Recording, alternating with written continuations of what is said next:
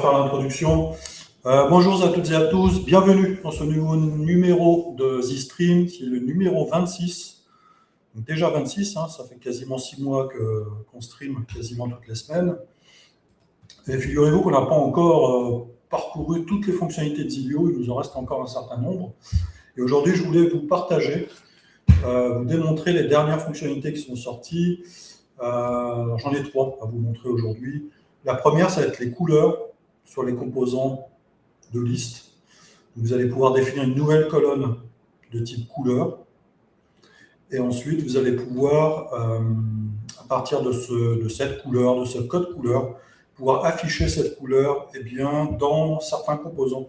Composant liste, le composant catégorie et le composant carte. Ah, attendez, je positionne l'écran. Voilà, il doit être bon. Donc, dans 3 composants qui supportent les catégories, les couleurs. Donc, dites-nous si d'autres composants devraient aussi supporter les couleurs. A priori, ça devrait être bon. Et on réagira par rapport à cela. Le deuxième sujet sur lequel je voulais démontrer, c'était le responsive. On va revenir un peu sur le sujet du responsive. Parce qu'en fait, on a ajouté une possibilité de définir une largeur d'écran responsive. Donc, c'est extrêmement pratique. Et en fait, ça vous évite de créer des containers où vous allez systématiquement créer des containers dans tous vos écrans afin d'aligner tout le contenu au milieu. Donc ça, c'était une demande aussi pour aligner tout le contenu au milieu. En fait, la seule façon de le faire, c'était d'ajouter un container, de tout y mettre. Et en fait, ça vous forçait de mettre des containers dans des containers, dans des containers. C'est assez compliqué. Donc tout ça, ça peut être simplifié pour le coup. Attendez. Donc tout ça, ça peut être simplifié et grâce notamment à cette largeur d'écran responsive. Donc on va l'aborder aujourd'hui. Et le dernier sujet, c'est un grand sujet qui a été finalisé ces derniers jours. Ce sont des grandes tables, ce qu'on a appelé des grandes tables. Donc c'est la possibilité de stocker des millions d'enregistrements dans des tables Zilio. Donc c'est supporté nativement maintenant.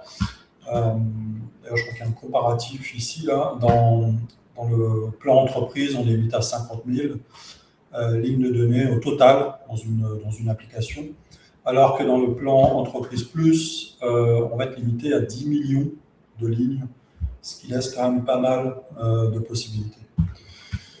Donc on va l'explorer aujourd'hui. Eh bien, on va commencer.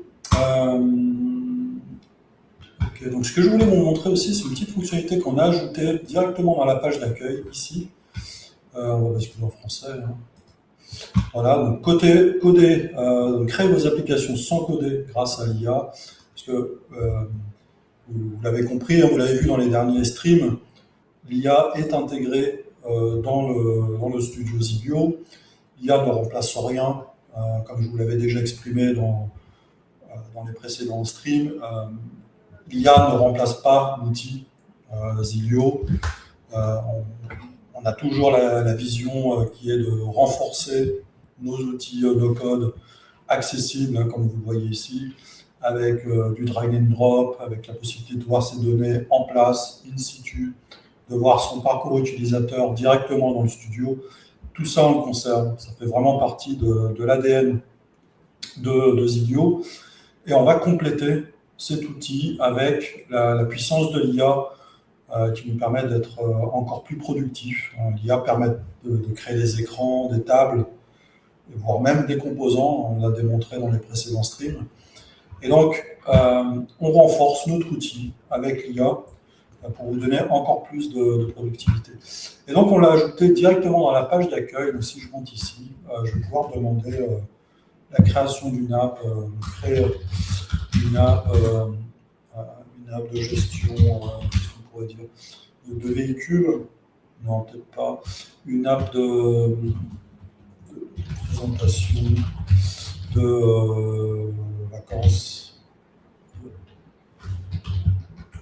présentation, qu'est-ce qu'on pourrait dire, une app de présentation de projet vacances, des circuits, circuits vacances avec des illustrations illustration, illustration. On peut le guider, on peut lui dire utilise le carrousel quand approprié. Et je fais des fautes. Hein. C'est pas grave, l'IA nous excuse hein, quand on fait des fautes. Utilise le carrousel quand approprié. Ajoute des écrans de onboarding. Sympa. Voilà, je ne mets pas grand chose. Hein, voilà, j'étais un peu vite, donc j'ai cliqué sur OK. On arrive sur le studio. On arrive sur notre dashboard. On clique sur générer. Voilà. Donc en fait, ce qui se passe, c'est que la génération est en cours. On le voit ici, on a une sorte de progression tout autour de la boîte de dialogue. Et puis ici, je pourrais indiquer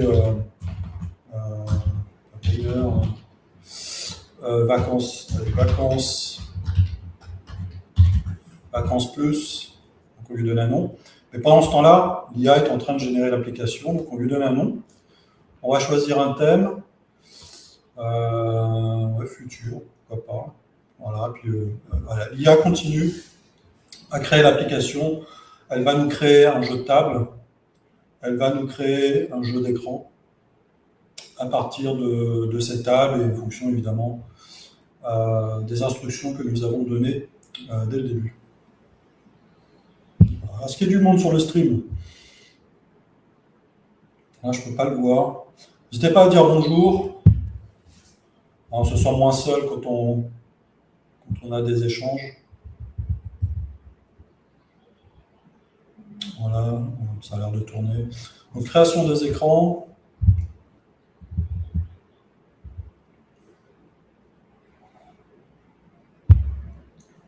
On est toujours en train d'expérimenter des modèles IA plus ou moins puissants, plus ou moins rapides.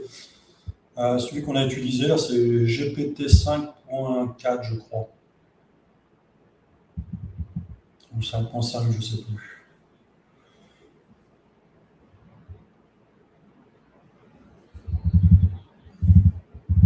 Voilà. On doit pouvoir paramétrer pour être encore plus rapide. Le problème, c'est que quand on demande un peu plus de rapidité, on a un peu moins de qualité. Donc on continue à expérimenter pour positionner le curseur le plus optimal. Ah, c'est vrai que c'est un peu long quand même.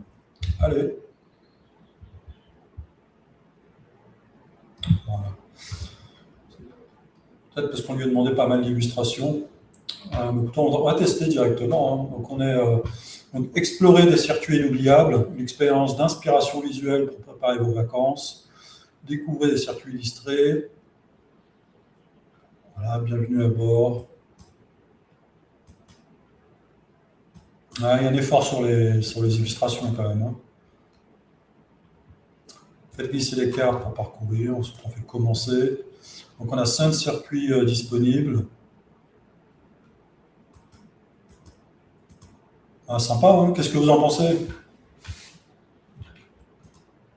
Hein, si vous le voyez en replay, vous pouvez commenter directement sur les replays. Donc là, j'ai cliqué sur le premier, Japon essentiel, 12 jours, durée, prix, sympa, hein.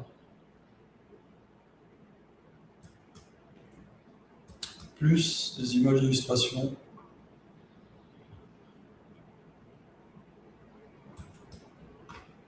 Ah, je crois qu'elle réutilise les mêmes, là. Ouais. Bon, ceci dit, c'est un point de départ. Hein. Vous n'êtes pas censé réutiliser exactement. Là, dans ce cadre-là, on ne va pas évidemment utiliser que ces exemples. Mais en fait, ça donne déjà un cadre. Donc, en fait, il a utilisé le composant galerie.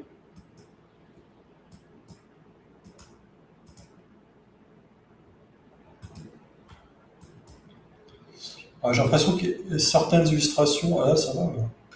Ouais. En fait, il a réutilisé des illustrations, mais ça le fait, hein. C'est pas mal. On aurait pu lui demander davantage. Une possibilité de liker, de réserver, de demander.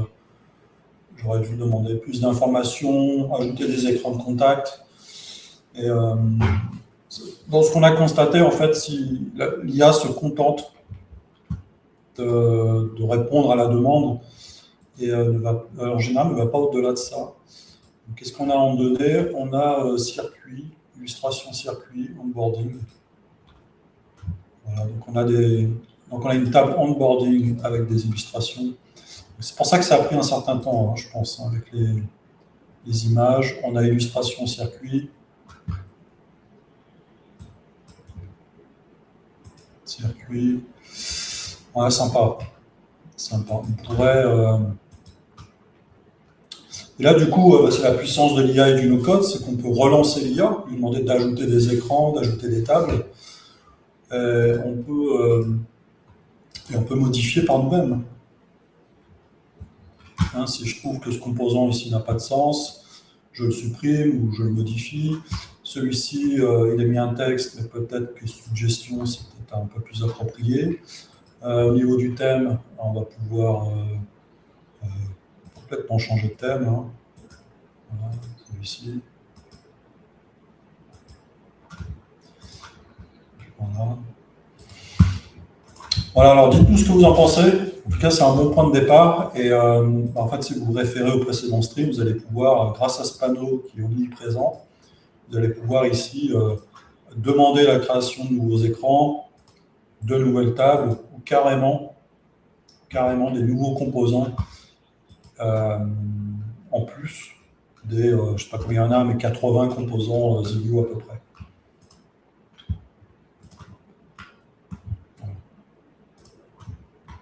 Ok, c'était le premier sujet. Le deuxième sujet, ça va être les couleurs. Donc on va, qu'est-ce qu'on fait? On crée une nouvelle application pour illustrer les couleurs. Ah, attendez, je ne suis pas sur le bon compte. On va aller sur le compte Stream. Voilà.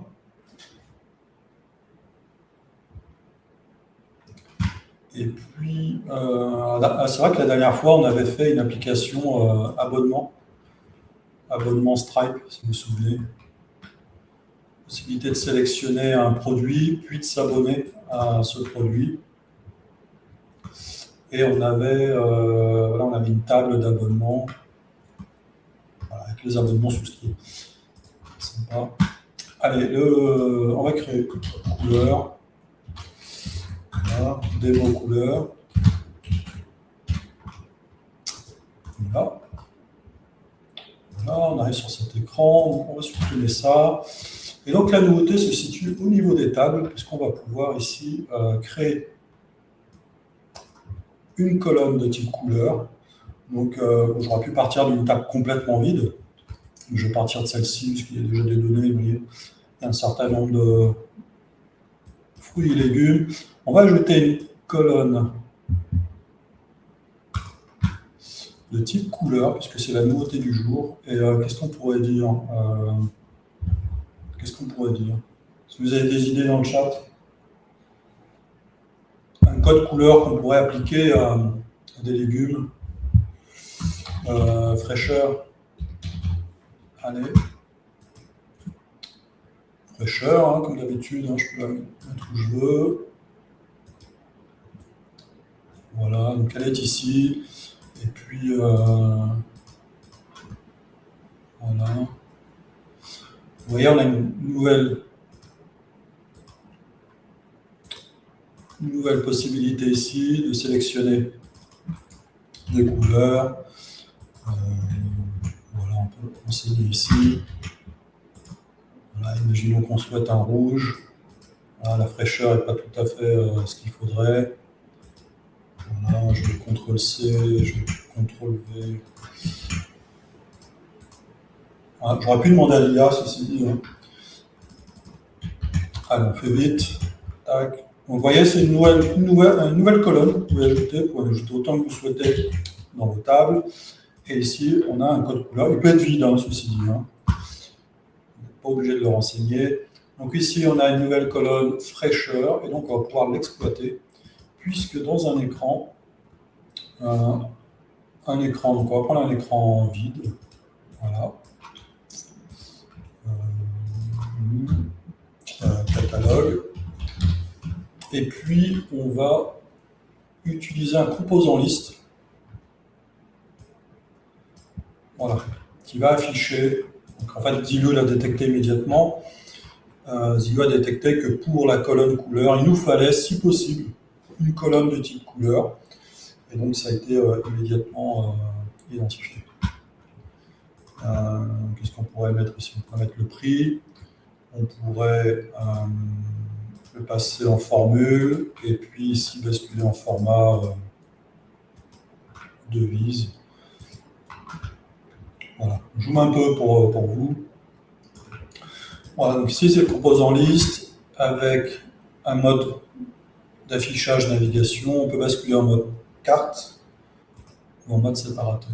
Donc pour ces codes couleurs, je pense qu'il faut distinguer les lignes. Donc on partirait plutôt sur cet affichage. Voilà. Alors je peux vous l'illustrer avec ici un autre composant. Donc le composant, si je me souviens bien, catégorie, où est-ce qu'il est? Où est-ce qu'il se cache? Catégorie ici. On sélectionne notre table produit. Vous voyez ici, on retrouve, peut-être se mettre en mode tablette. Ouais.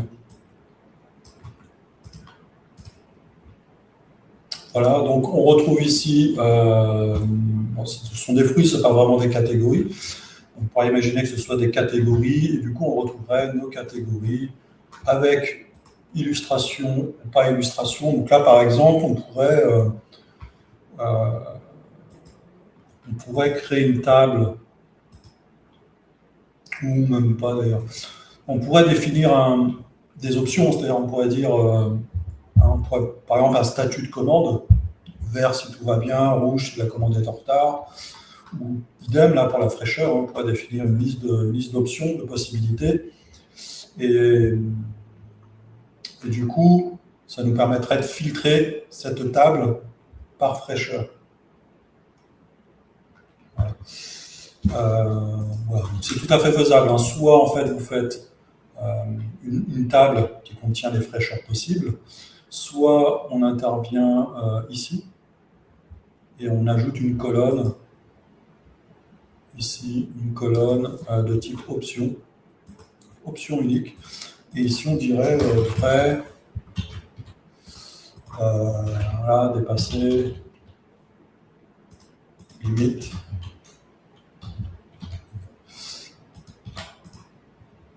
Voilà, on pourrait passer par là.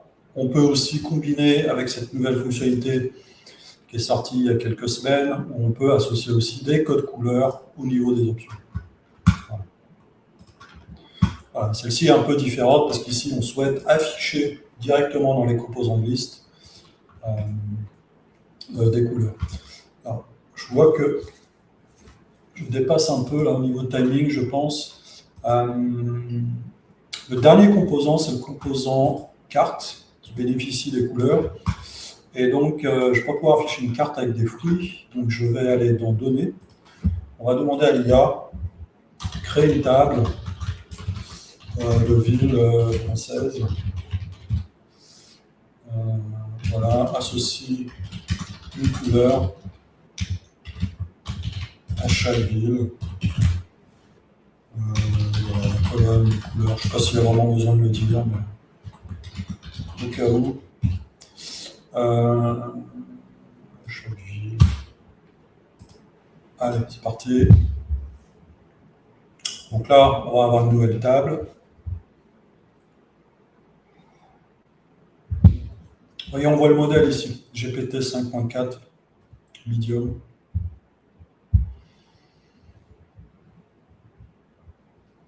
On avait essayé avec je crois que c'est le paramètre, je ne sais plus comment il s'appelle. On a échangé de Medium à Low, et le résultat n'était pas terrible. Ça a peut-être évolué, hein, parce qu'on était sur une autre version de GPT. Mais bon, ça évolue tellement vite qu'il faut retester tout le temps.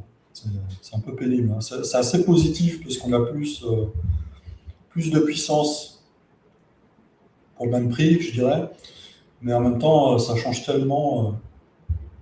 Un jour, on nous dit GPT, c'est le meilleur, et puis 2 semaines après, c'est Claude. Une semaine après, c'est je ne sais quoi.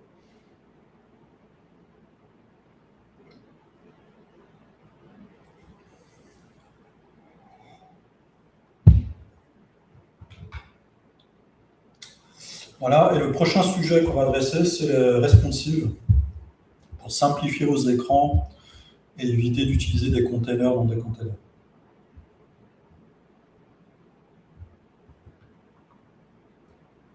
Là, c'est un peu long.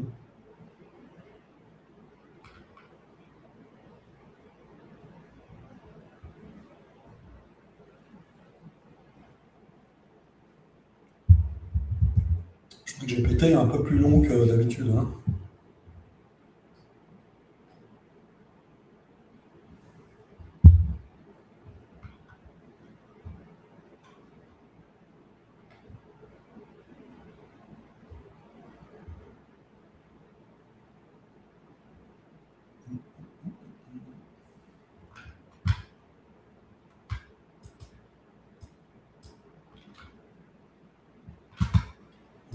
Bon, c'est un peu plus long que d'habitude, je ne sais pas pourquoi. Bon, je vais vous le montrer rapidement sinon. Ville. Ok, nom de ville. Et puis.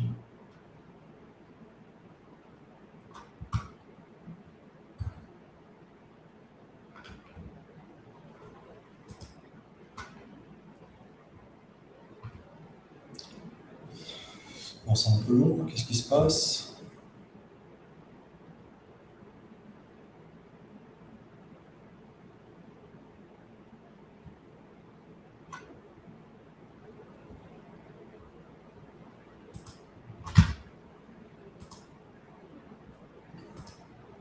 Non, ça veut pas.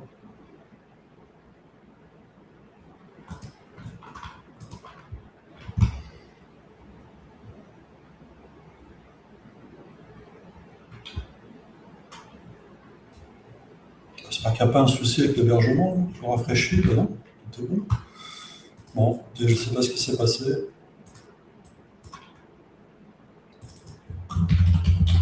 Allez, ville. On va investiguer, hein, je ne sais pas ce qui s'est passé. Allez, Paris.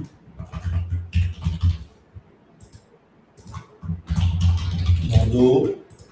Voilà. Ah oui, puis j'ai oublié d'ajouter évidemment la colonne couleur.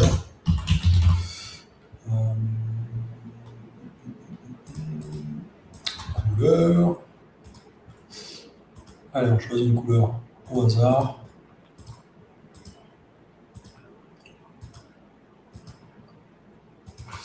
C'est parti. Ensuite, on va aller. On va rebasculer ici. Ça, on enlève. Et puis, donc le composant de carte à partir de ville. Voilà. Ici, localisation, on va prendre le nom, effectivement. Et au niveau du titre, on reprend le nom. Au niveau de la couleur, on prend la couleur. C'est ce qui nous permet, du coup, si on simule. Voilà, donc là, on voit Paris, Bordeaux. Voilà. Alors, c'est les bonnes couleurs? Ah non.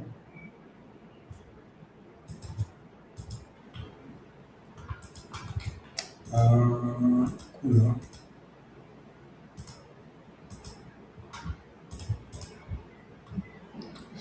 Pourtant, si on indique ici en sous-titre la couleur, on a bien le code couleur ici. Il y a peut-être un souci alors.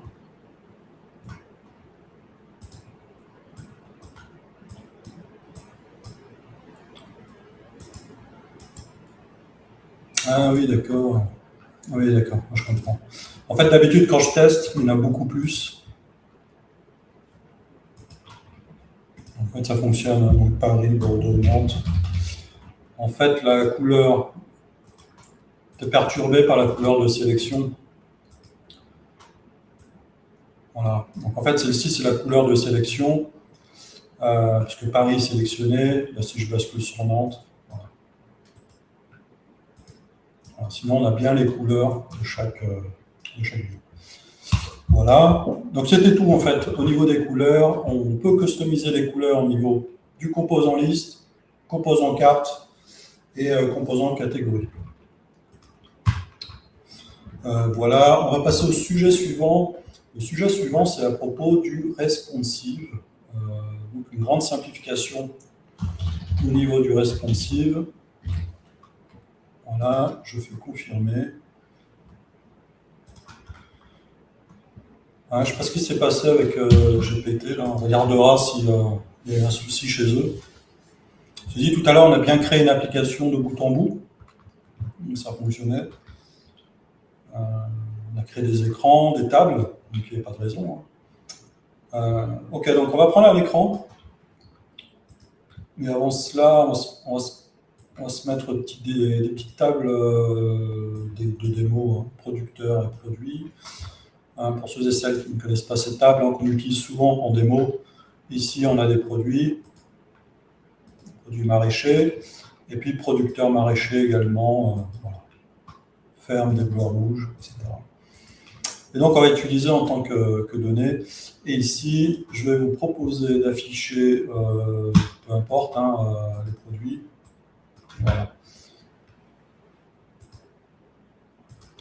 Donc vous voyez ici, on a une notion de responsive. On a les écrans qui s'affichent selon la taille de l'écran. On peut, sur chacun des composants, on peut avoir des propriétés qui adaptent le responsive. Par exemple, ici, je peux lui dire affiche, quoi qu'il arrive, toujours 2 éléments par colonne. Peut-être que la description ici n'est pas adaptée. On va plutôt mettre niveau de stock. Voilà, je vais peut-être passer en formule ici. Et puis écrire stock. Voilà. Vous voyez ici, ça fonctionne mieux. Et du coup, sur ce composant-là, on peut dire je veux absolument toujours 2 éléments par ligne, 3 éléments par ligne, ou auto. Et dans ce cas-là, le composant s'adapte à la largeur de l'écran. Notez que le composant n'occupe pas toute la largeur de l'écran. Et donc ça, c'est grâce à cette fonctionnalité ici de mise en page globale, qui est valable sur tous les écrans, qui permet en fait de fixer une largeur maximale à nos écrans. Voilà, donc, avant cette fonctionnalité, on était dans ce mode-là, en fait. On était dans le mode largeur maximale, 100%, ce qui faisait qu'on avait une largeur, vous voyez ici, totale, sans marge, ni à gauche ni à droite. Et du coup, si je vous montre, ici, si on prend une table utilisateur et que je drag and drop un écran de connexion sur la base des utilisateurs, vous voyez ici, ça fonctionne très bien. Ici, ça fonctionne un peu moins bien. Et puis, sur ordinateur, c'est encore pire. Je vais dézoomer. Voilà, vous voyez ici, on a une largeur totale, pas très adaptée, ça fonctionne, certains sites le font, mais voilà, c'est pas très approprié. On a des champs qui occupent toute la largeur sur probablement plus de 1000 pixels. Et donc, pour résoudre ce souci simplement, il suffit de réduire la largeur pour arriver à quelque chose de plus raisonnable comme celui-ci. Alors, avant, les utilisateurs adressaient ce besoin d'alignement, donc je vais le remettre dans le mode précédent, en utilisant des containers, notamment, je pense celui-ci. Voilà, en drag-droppant dans ce composant. Donc je fais un CTRL-C, je sélectionne mon container. Notez qu'on peut afficher ici les containers. Et donc je colle ici. Voilà, donc c'était un exercice ici de copier-coller. Si je l'enlève, voilà, on arrivait à peu près à définir une taille maximale qui n'était pas contrôlée d'ailleurs, grâce au container. Donc en fait, il vous fallait copier beaucoup de composants dans les containers pour arriver à aligner, on dirait centrer vos composants dans vos écrans. Vous n'avez plus besoin de faire ça. D'ailleurs, ça devenait un peu compliqué si vous souhaitiez afficher un élément à gauche et à droite, parce que vous deviez cumuler des containers dans des containers. Ce qui se fait mais ça peut être un peu compliqué pour les sélectionner. Je crois qu'on a même eu des apps avec container dans container dans container, donc ça peut être vite compliqué. Et donc vous n'avez plus besoin de faire cela. Donc vous allez dans thème, vous réduisez la largeur ici, voilà, et plus besoin d'avoir un container dans container. Vous pouvez bien évidemment continuer à utiliser des containers, mais cette fois-ci pour d'autres besoins. Donc, par exemple, celui-ci, le container 2 colonnes. Voilà, ça va vous permettre d'aligner horizontalement vos composants. Par exemple, celui-ci et celui-ci. Voilà, je retire le container. Bon, j'aurais peut-être dû faire l'inverse, mais vous voyez le principe. Du coup, qu'est-ce que ça donne? Je vais vous montrer. On va aller sur transition. On indique que c'est le premier écran. Et du coup, on a cette disposition, cette disposition. Vous voyez, ça fonctionne. Ça fonctionne sans trop d'efforts. Hein. Il suffit de modifier ici la largeur des écrans. Voilà. Donc c'est tout ce que je voulais vous montrer sur le responsive. Donc grâce à cette fonctionnalité, on a pu simplifier pas mal d'applications et retirer des niveaux de containers.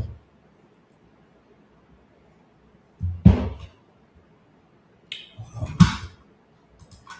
Alors vous allez bien? N'hésitez pas à dire bonjour dans le chat, ceux qui sont sur Twitch ou en direct sur YouTube, sur la chaîne de Code France.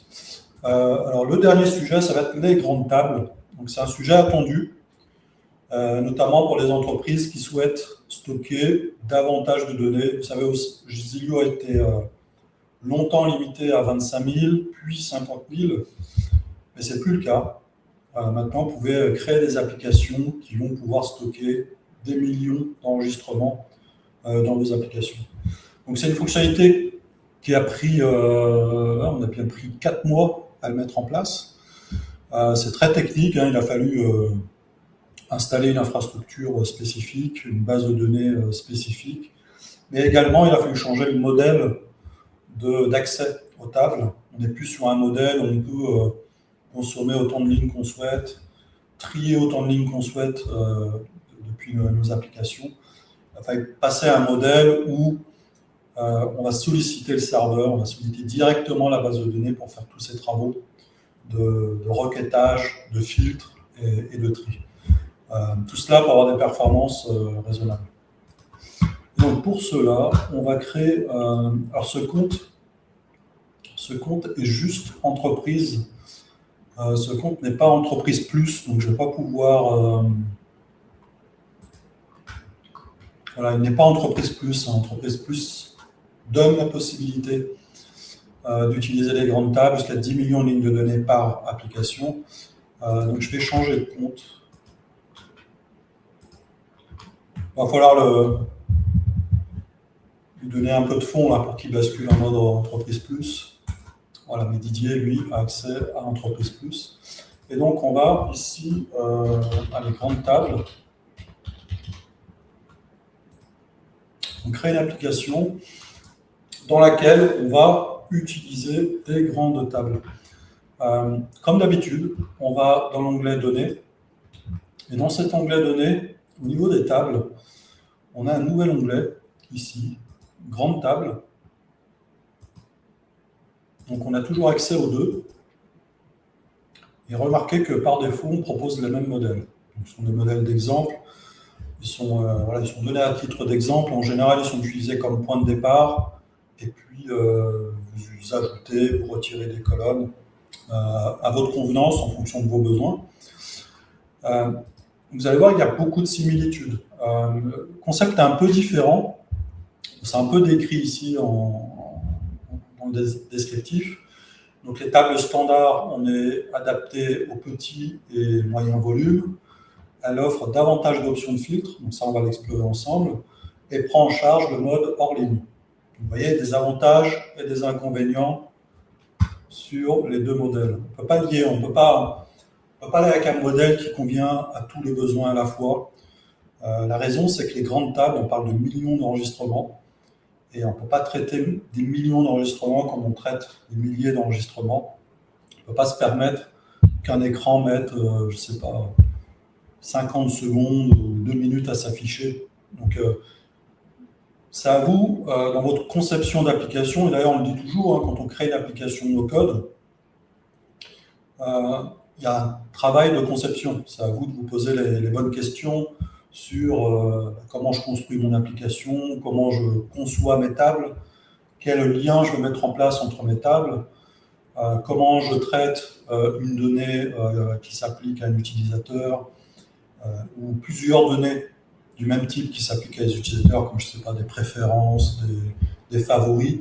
En fait, tout ça va vous mener à une certaine conception de votre application qui, en général, commence dès le modèle de données.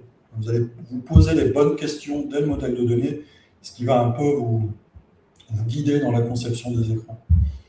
Bonjour Jérôme, bienvenue à toi.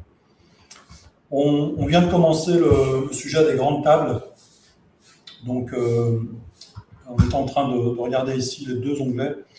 Et donc, le deuxième onglet, adapté au gros volume, permet de stocker de très gros volumes jusqu'à des millions de lignes.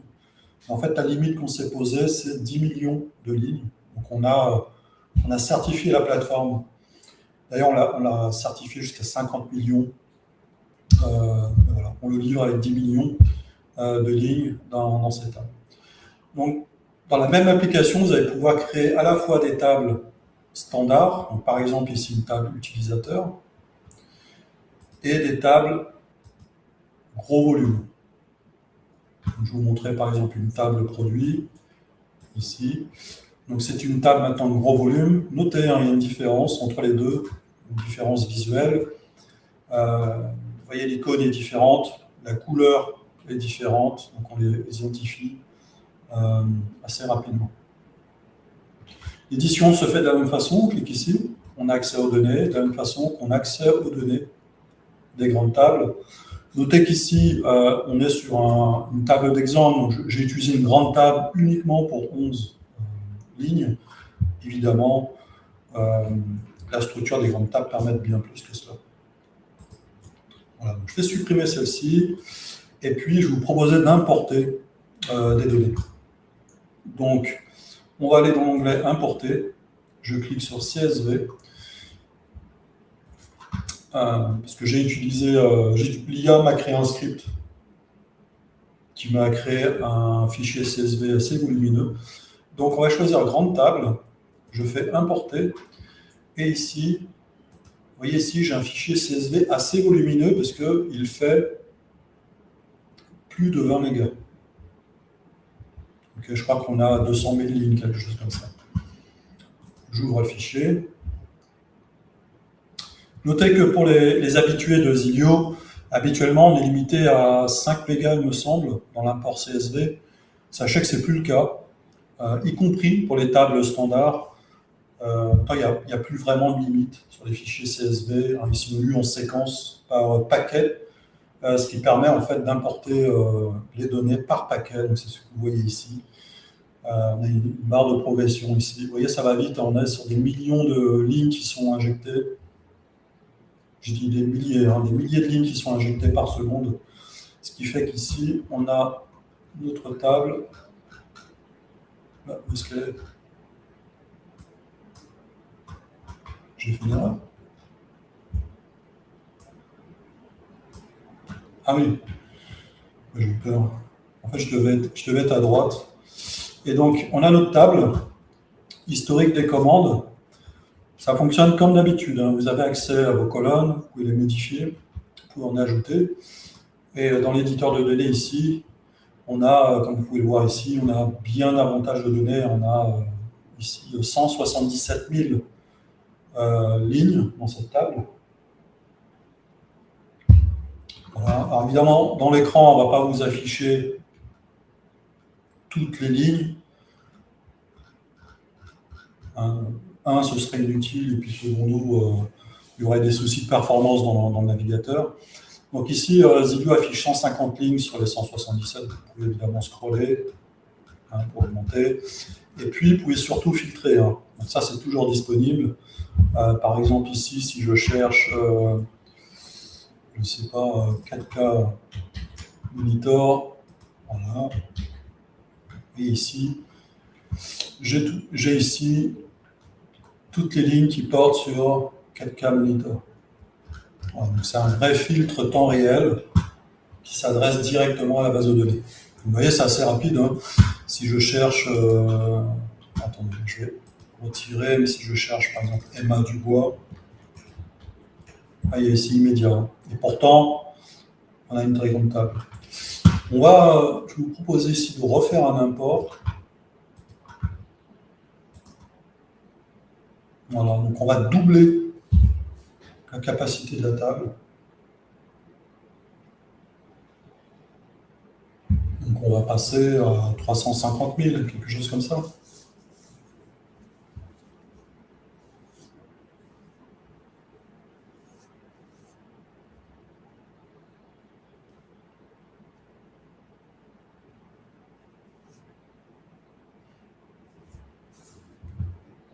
Et vous voyez, c'est assez rapide hein, par rapport au volume de données qui est traité par seconde.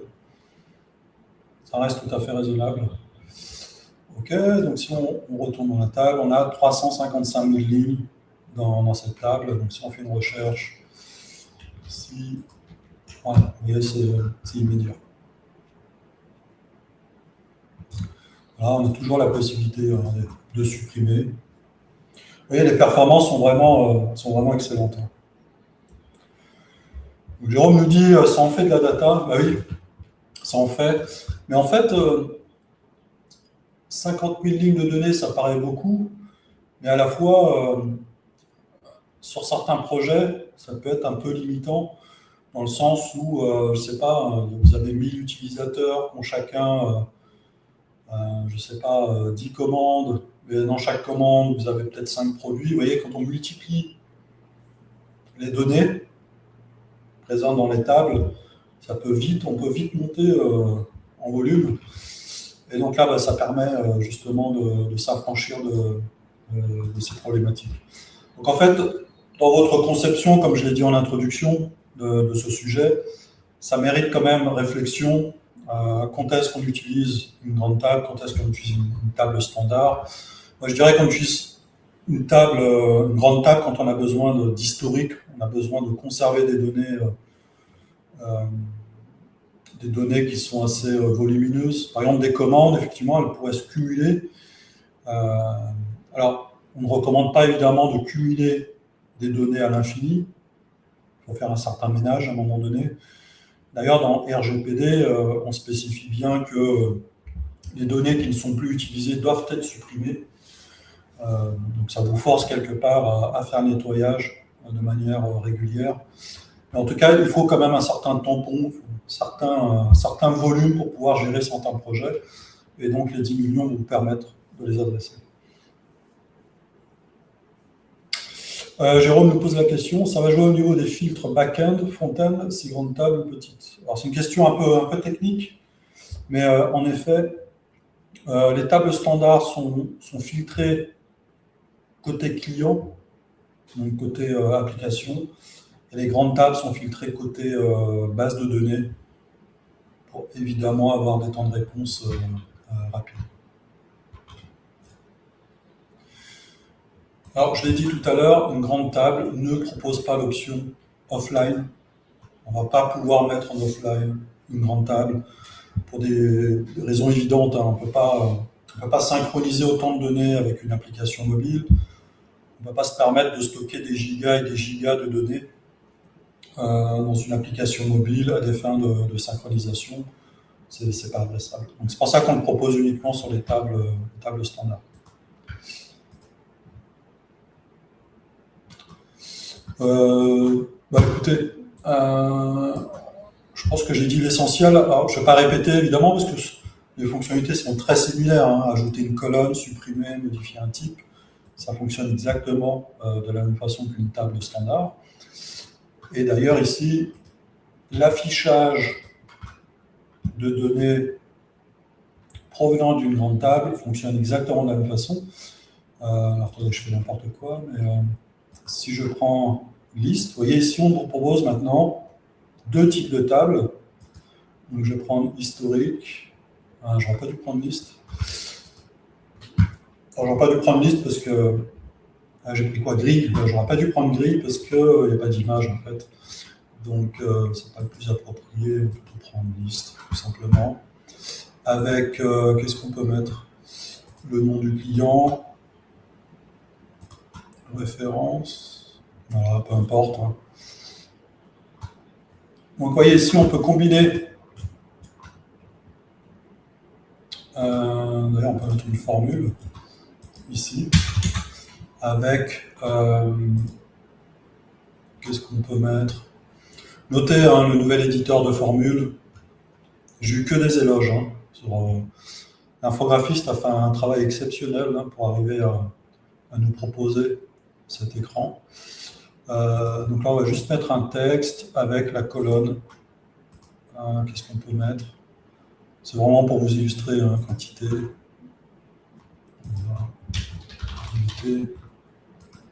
Voilà. Donc, vous pouvez utiliser les grandes tables comme d'habitude. Il n'y a vraiment pas de différence. Au niveau du paramétrage de vos composants, on peut aussi évidemment compléter avec un écran de détail, etc. Comme dans toute table. Voilà, donc là on est avec texte, avec libellé. On peut le passer en horizontal. Voilà, vraiment comme tous les composants. Ici, catégorie accessoires, on peut basculer en option. Celui-ci, on peut le passer en horizontal et puis en option aussi. Donc, on a vraiment accès à toutes les fonctionnalités habituelles. Ici, je vous montre la simulation. Voilà. Voilà. Ici, on accède à une grande table en temps réel. Bonjour Pascal, comment vas-tu? Donc Pascal, je suppose que tu arrives à l'instant. Donc on a un peu de temps, donc je récapitule un petit peu. On vient d'illustrer l'utilisation des grandes tables. Donc, les grandes tables sont disponibles aujourd'hui, enfin depuis quelques semaines. On a terminé tous les travaux hein, sur les grandes tables, elles sont exploitables aujourd'hui. Donc quand on crée une table, on a la possibilité d'avoir une table standard ou grande table. Table standard, c'est petit, moyen volume, avec la possibilité d'être en ligne et plus de possibilités dans les filtres. Alors que grande table, on est sur du stockage très grand volume, on peut aller jusqu'à 10 millions par table. Par table, mais c'est 10 millions par application.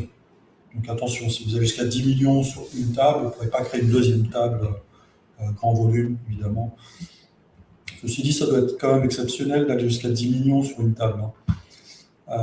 Mais vous pouvez créer, par exemple, 10 tables de 1 million. Ou, je ne sais pas, 100 tables de 100 000. Voilà. OK, donc ça se crée de la même façon. On a importé nos données depuis un gros fichier CSV. Voilà, celui-ci, qui fait 20 mégas. Voilà, on l'a importé 2 fois, ce qui nous a permis d'avoir 355 000 de données. On a montré la capacité de filtrer, ici, qui est immédiate. Voilà. Et également l'usage depuis nos écrans qui fonctionne exactement de la même façon, il suffit de sélectionner une table. Alors là où il y a une différence, effectivement, Jérôme l'a pointé du doigt tout à l'heure, c'est au niveau des filtres. Puisque quand on a affaire à une table standard, on a davantage de possibilités. En revanche, une grande table, puisque le tri s'effectue au niveau base de données, on ne peut pas fournir autant de contexte que l'on peut le faire pour une petite table, puisqu'une petite table est traitée en local dans l'application, alors que le filtre grande table est traité côté base de données, mais du coup on ne peut pas fournir le même contexte que bénéficient les petites tables. Du coup, ici, le critère, on va dire l'opérande, techniquement ça s'appelle l'opérande, opérande 1, opérateur, opérande 2. Donc la première opérande est limitée au type colonne. On ne peut pas, par exemple, y mettre une formule. Donc ça se comprend. Ça se comprend très bien. C'est quasiment impossible. Hein. C'est vraiment impossible de résoudre des critères aussi dynamiques avec des formules dont on ne connaît pas évidemment la source. Hein. Si ici on propose formule, ça veut dire que ça peut être une donnée qui provient d'une autre table, ça peut être une donnée qui calcule dynamiquement une colonne par rapport à d'autres, voire par rapport à une autre table. Et en fait, il nous faudrait, en fait, pour chaque ligne de 10 millions d'entrées, il nous faudrait aller taper dans d'autres tables. Vous voyez, ce serait multiplier le nombre d'opérations, enfin, on atteindrait des centaines de millions, voire des milliards, et ça, on ne peut pas l'adresser. Il faudrait un système spécifique que seul Google, Facebook, etc. pourrait développer. Notez que les concurrents, ce qu'on a été voir par curiosité, les concurrents ne le proposent pas également. On a compris pourquoi, en fait. Donc, en fait, ici, vous allez être limité à colonne, ici, qui correspond à une colonne physique, je dirais, côté base de données, puisque ici, on traite des millions d'enregistrements. Donc, on a, par exemple, Franck, client est égal à Franck, Thomas, voilà, je pense ça au hasard. Voilà, j'ai dû me tromper. Mon client, ça doit être ça. Non, c'est pas ça. On va prendre un non client égal à Claire.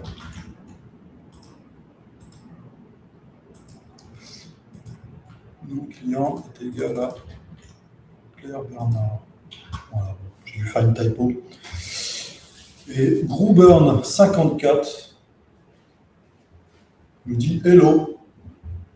Donc, j'ai aucun indice sur ton prénom, Groubern, si tu pouvais nous en dire un peu plus.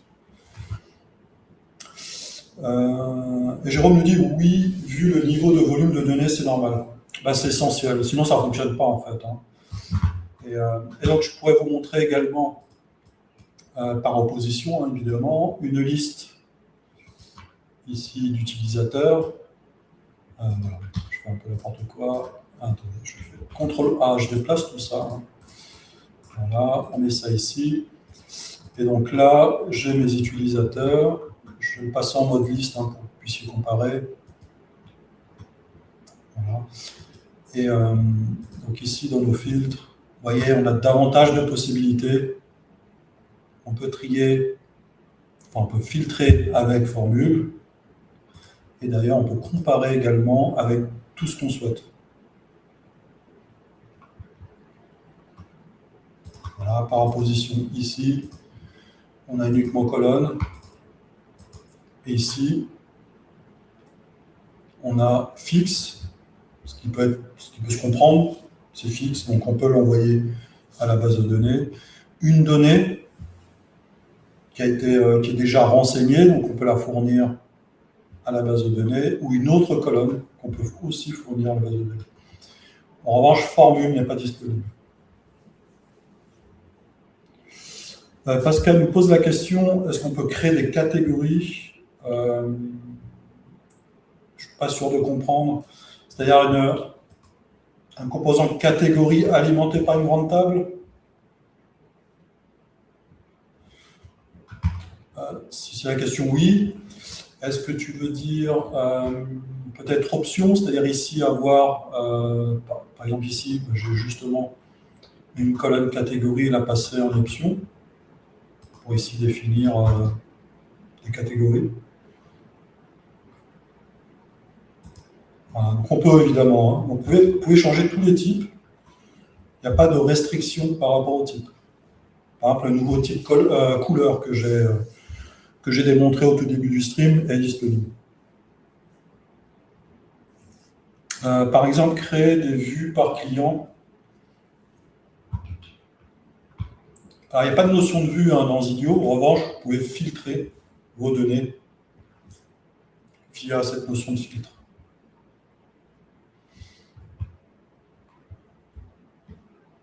Ouais, composant catégorie, donc on peut, si je prends celui-ci, ici, je bascule en catégorie.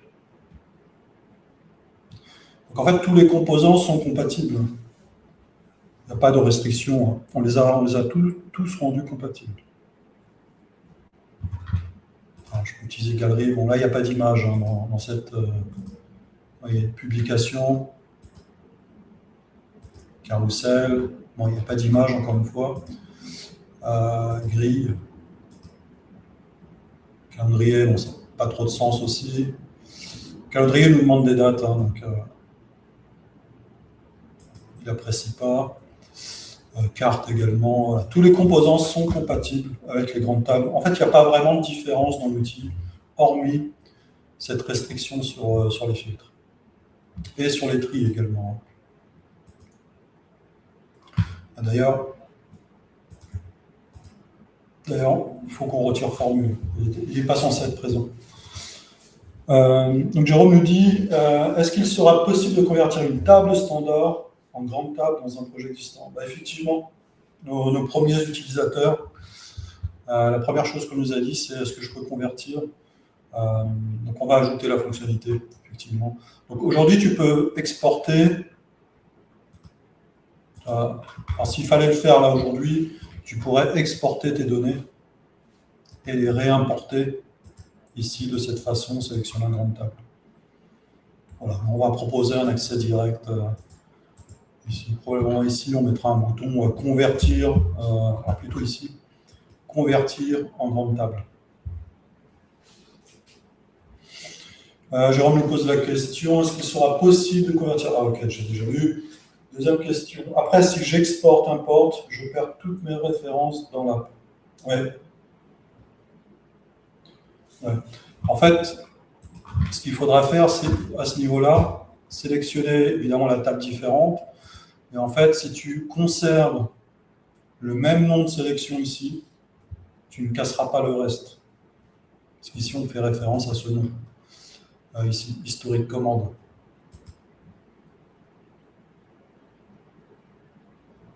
Voilà. Mais on pourrait effectivement, si c'est un besoin récurrent, on pourrait faire en sorte que ce soit transparent. Et ouais, c'est-à-dire qu'il faudrait que la table conserve son même identifiant. Vous voyez, ici, on a un identifiant. Parce qu'effectivement, l'export-import impose de créer une nouvelle table, nouvel identifiant, et du coup, effectivement, comme tu dis, Jérôme, il faut prêter attention ici au nom des sélections. Voilà. Mais on va fournir la conversion. Voilà, écoutez, c'est tout ce que j'avais à dire, je crois. Ouais, c'est ça. C'est tout ce que j'avais à dire sur les grandes tables. Vous voyez, c'est hyper performant. Ça fonctionne très bien. C'est très bien intégré dans l'interface Zilio. Vous voyez, il n'y a pas deux façons de faire quand on traite les grandes tables. Tout a été extrêmement simplifié. Alors, je ne vous ai pas montré, mais nous, on a dû faire pas mal de travaux sur les formules, notamment. Je vous montre ici rapidement. Si on passe ce texte en mode formule, les formules sont également optimisées. Grande table. Donc, vous voyez ici, si je fais compter ligne 1, qu'est-ce que j'ai pris? Ligne unique, non, je n'ai pas besoin. Si j'utilise compter ligne, quelque chose comme ça, voilà, compter ligne, je sélectionne historique, vous voyez, c'est également compatible. Donc ça a été un travail pas évident à faire. Donc en fait, toutes les opérations d'agrégation ont également été traitées, je vous montre ici, voilà, agrégation, j'entends par agrégation, voilà, tous les calculs de min, de max, de comparaison, moyenne, somme, compter, etc. Tout ça, c'est de l'agrégation et doit être traité également côté base de données pour des raisons de performance. Écoutez, voilà, c'était tout ce que je voulais présenter au niveau des grandes tables. Nous, on est assez fiers de cette proposition quasiment transparente pour vous. Vous bénéficiez d'un volume assez conséquent, tout en conservant une accessibilité optimale. Vous voyez, c'est toujours... c'est pas plus technique d'utiliser des grandes tables que des tables standards. Ça fonctionne de la même façon pour vous. Écoutez, moi je vous invite à nous rejoindre. Je vous invite à rejoindre ici le Slack Zilio. Donc c'est là où tout se passe. Hein. C'est là que vous avez des informations au quotidien quasiment sur les nouvelles fonctionnalités, sur des rencontres, sur des sorties, des news diverses et variées sur Zilio, les idées d'évolution, les questions qui sont posées par les utilisateurs. N'hésitez pas à nous rejoindre. Le lien se trouve soit dans l'outil, j'ai quitté l'outil, soit dans l'outil à travers ce lien, soit directement sur zilio.fr. Ici, vous avez un lien directement sur le Slack. Également, je vous invite à visualiser sur YouTube les autres streams qui ont été tournés par mes soins. Non, pas mes vidéos. Je fais n'importe quoi. Zilio. Voilà. Vidéo. Voilà, ici. Vous avez l'ensemble des vidéos qui ont été tournées depuis le début, avec, vous voyez ici, un titre assez parlant. Hein. Donc, si vous cherchez à créer une application, vous avez un certain besoin. Vous voyez ici, alors je ne vais pas aller au-dessus parce que ça masque le titre, mais on a des sujets comme voilà, les variables, les containers, les push notifications, monétiser vos applications, les abonnements, les paiements, les scans de code barre, enfin vous voyez, il y a de tout, y compris celui d'aujourd'hui qui arrivera aujourd'hui sur les grandes tables. Et donc, Jérôme nous dit, le plus dur, c'est de garder la fluidité avec ce volume. Beaucoup d'autres solutions perdent en fluidité dans l'outil. Effectivement. Ça n'a pas été simple. On a pris notre temps, mais le résultat, vous l'avez vu, il est assez satisfaisant. Et Google 54 nous dit OK, merci. Donc, on n'a pas levé le doute sur le mystère sur ton prénom, Google. Écoutez, je vous invite à nous rejoindre, le Slack, la communauté Zilio, à la fois sur notre Slack et puis sur le canal Zilio de la chaîne No Code France qui nous héberge aujourd'hui. En attendant, je vous souhaite un bon week-end ensoleillé, chaud, et puis je vous dis à la semaine prochaine. Allez, bye bye.